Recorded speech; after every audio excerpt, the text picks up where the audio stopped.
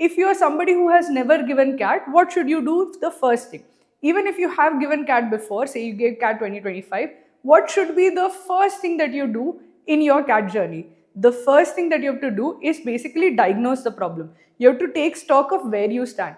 The diagnosis has to begin before anything else is done. So how do you actually diagnose where you stand, what your strengths and weaknesses are?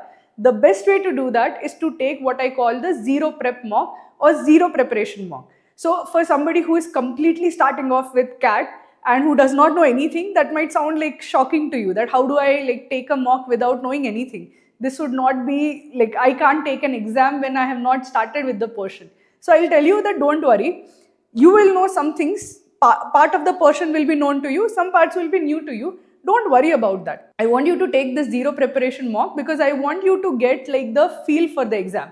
The best way to understand the exam, there are 3 sections, there are 2 hours, there are 40 minutes for each section, there are like 24 questions in VARC, 22 in DILR and Quant. The best way to understand the format of the exam, the time pressure, what the kind of questions are asked is basically to like take the exam. I always believe that when you are trying to learn how to swim, the best thing that you can do is to jump in the water. If you jump in the water, you at least get a sense of what is required.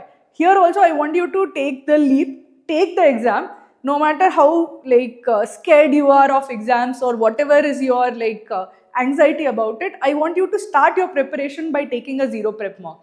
Have no expectations of how much you will score. Even if you score 0 marks or negative marks, it's fine, no worries. But I want you to take a zero prep mock because that would be the quickest, fastest introduction to CAT. You will not have to ask, okay, what is the exam format after that? Because the first exam, you will know exactly what has to be done.